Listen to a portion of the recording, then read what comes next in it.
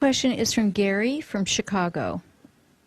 Could you please give me some suggestions to help overcome social anxiety? Thank you. Social anxiety. Well, first of all, shall we have a showing of hands? Is there anyone in this room that occasionally or has in the past suffered from social anxiety? Hands up, and please notice I have my hand up as well. In my younger years, I was totally afflicted with social anxiety before any kind of awakening. It was very difficult. So what is social anxiety? I think it's essentially based in being concerned with what other people think of you. And of course that's based in the past, because deep down, based in your childhood, you got messages from your parents, from your mother and father, even though they might not have intended to give you this message, something about the way they were, how they communicated with you, their attitude, their behavior. Somewhere it gave you the feeling that you're not accepted, not loved, not good enough. And these feelings live in you at an unconscious level. And every time you look out at others, that unconscious limiting belief about yourself is literally projecting outside of you. Am I good enough? Do you like me? What am I supposed to say? What's the right thing? What if I don't say the right thing? What if I make a fool of myself? Because deep down I feel foolish. I feel not good enough. Is this a fair statement, folks? Yeah. It also is connected with perhaps not feeling that you fit in. That's another aspect to it. Not belonging, wanting to belong. It's that conflict between I don't belong, I don't know where I fit in, the pain associated with that, and desperately wanting to fit in. But I'm so glad I didn't fit in. Is anyone else glad they didn't fit in? A lot of hands going up here. You know, if I'd fitted in, I'd be a suburban lawyer in Melbourne, Australia, mowing the lawns every Sunday.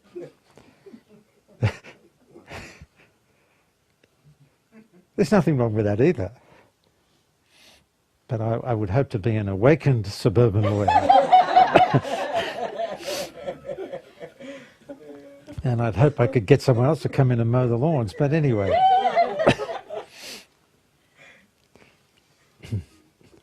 So how do you overcome this social anxiety?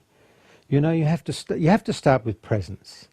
Even if you're only present for a few moments at a time, that's better than nothing. Start tuning into what's here now in the way I share. Just bring yourself present with something that's here, in the moment with you. If your eyes are closed, just be present with your body breathing. Don't look for any outcome. Don't look for enlightenment. Just be present for a few moments. Then you notice your thoughts come in. And if you pay attention, not only do thoughts come in, but feelings come in with the thoughts. Because almost always there are feelings associated with your thoughts. So what kind of feeling would come in with the thought, I'm not good enough, I'm not loved, I'm all alone? These are the feelings you don't want to feel, and so you repress the feelings. But as you repress the feelings, you lock yourself into those patterns. So you have to first begin by being present, and as you become a little more present, you can begin to witness what's arising. Catch the thoughts as they arise. You've got to be able to identify these thoughts. Oh, I'm not good enough is coming in. Do you really like me? Do you love me? I know you don't really love me. Watch these thoughts as they come up, and also be aware of the feelings that come with them. Do not try and get rid of the feelings. Do not try and fix yourself. Do not try and change any of it. But just gradually, over time, become more and more present and more a witness to these things as they arise. And if you can bring the energy of presence to these feelings and thoughts as they arise, this part of you that is socially anxious, if you can bring the energy of presence to those aspects of yourself, and as you bring the energy of presence, you're also bringing the energy of love, acceptance, compassion, and allowing. In presence there's no judgment. Now this is what is the healing element. As you bring this loving, accepting, compassionate, allowing energy to every aspect of yourself that shows up, it will all begin to relax. Then you can become more and more yourself. Now, in our retreats, we often work through issues like this. there are words I would encourage you to say that I'm not going to say on video.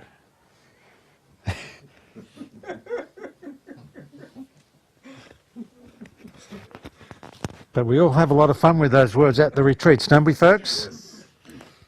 Liberating ourselves, liberating the anger. How dare you judge me?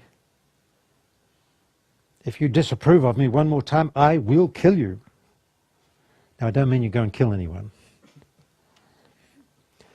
So it's a journey. My guess, Gary, is that you're quite young. I don't know if that's true, but social anxiety can go with being young. Isn't that true? Do we tend to outgrow it or not? Do we outgrow it? Some do, some don't. Yes. But I can assure you, presence and witnessing these things will really make a huge difference. People that often suffer from social anxiety have an over-exaggerated need to be the centre of attention, but they're not willing to own that, not willing to feel that and confess that and say, I want to be the centre of attention, pay attention to me, I'm the best one here. But because you repress that, you get caught in the other side of it, which is, I'm the worst one here, I'm not good enough. You flip from I'm the best to I'm not good enough. I'm better than everyone else to I'm not good enough. So maybe you have to own that part of you that wants to be the centre of attention, that wants to be the star, not just of your story, but everybody's story. Wouldn't that be nice?